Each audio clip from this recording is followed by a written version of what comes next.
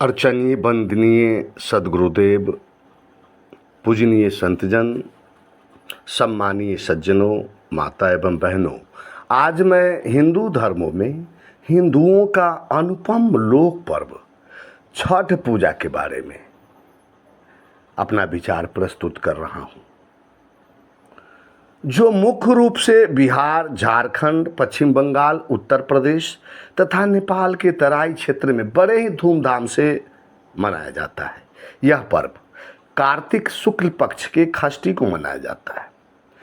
भारत में केवल छठ पर्व ही एकमात्र ऐसा पर्व है जहां न कोई मंत्रोच्चार न किसी पंडित की आवश्यकता होती है। इस अनूठे लोक पर्व का उद्देश्य केवल पूजा अर्चना तक सीमित नहीं है, बल्कि यह जाति, धर्म तथा सामाजिक भेदभाव के सारे बंधनों को समाप्त कर एकजुटता का संदेश भी देता है। यह पर्व समाज के हर वर्ग के लोगों को एक साथ जोड़ता है, चाहे वह हिंदू हो या मुसलमान, उच्च जाति के हो या निम्न जाति के।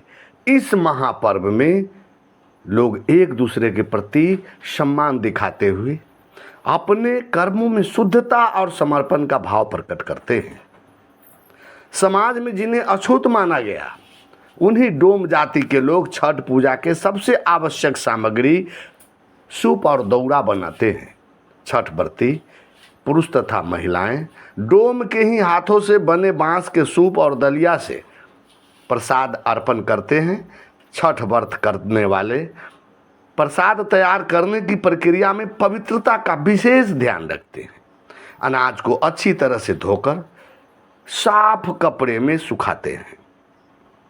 यहाँ तक कि अनाज को जब पीसते हैं तो चक्की को अच्छी तरह धोते हैं।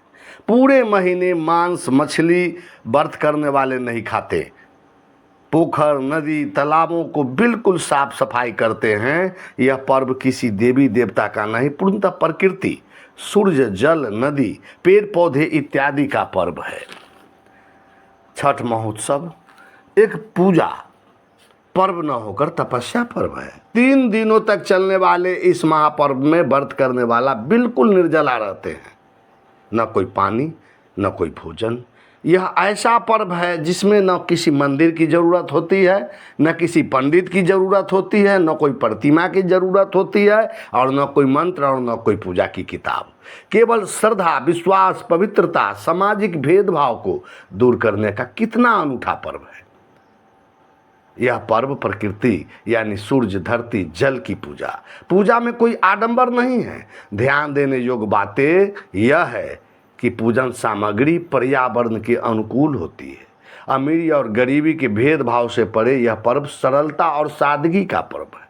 नए बर्तन, नए चूल्हे, नए कपड़े और पूरे पवित्रता के साथ इस त्यौहार के प्रसाद को बनाते हैं। यह पर्व हमें सादगी और पवित्रता की शिक्षा देती है। लेकिन दुर्भाग्य तो तब होता है जब 3 दिनों के बाद पारण होता है। जिस गलियों में, जिस चौराहे पर मांस मछली दिखता तक नहीं था, गलियों से अंडे हटा दिए गए थे, सारे कचरे साफ कर दिए गए थे, लेकिन पारण होते ही सारे धार्मिक लोगों की धार्मिकता खत्म हो जाती है, सारे उपासकों की उपासना खत्म हो जाती है, सारे पुजारियों की पूजा खत्म हो जाती है। मिथिला के लोगों से मैंने पूछा कि यह सब क्या हो रहा है। प्रकृति की साफ सफाई, निर्मलता, ये सब क्या ढोंग था, दिखावा था।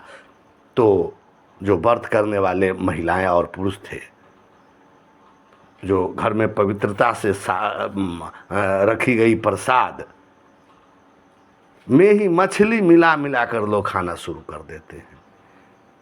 गलियों में जहां दुर्गंध फैल जाती है, जहां 3 दिन पहले कितनी पवित्रता, कितना साफ सफाई था, वहीं बेजुबान प्राणियों की हत्या का तांडव हो जाता है। 3 दिन प्रकृति के निकट उपासना करने वाले लोग, पवित्रता को धारण करने वाले लोग जल्लाद जैसे दिखने लगते हैं।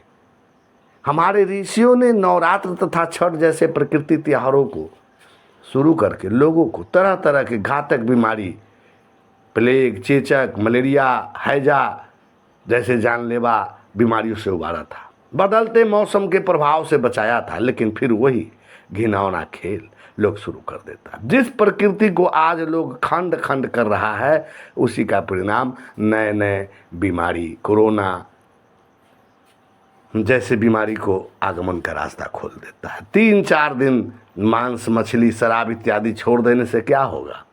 जो सम्मान व्रत करने वाले को व्रत के समय में दिया जा रहा था, विचार करो, वह मिल रहा है क्या? जिस कचरे को छोड़कर त्योहार शुरू किया, फिर बुचरखाना में प्रवेश कर जाता है लोग। 3 दिनों में कितना आनंद का अनुभव किया, क्या वह सब भूल गया? हाय रे दुर्भाग्य! 3 दिनों की स्वच्छता, फिर 3 दिनों के बाद वही गंदगी का भोग। इससे तो साफ स्पष्ट होता है कि व्रत रखने वाले के मन में श्रद्धा नहीं। उसे तो पारण याद है कि कब पारण आए और हम सुअर वाला गंदगी भोजन शुरू करें। जहाँ साफ सफाई की गई थी, वहाँ मांस मछली के कटे गए कचरे के दुर्गंध से पारण के बाद चलना मुश्किल हो जाता है।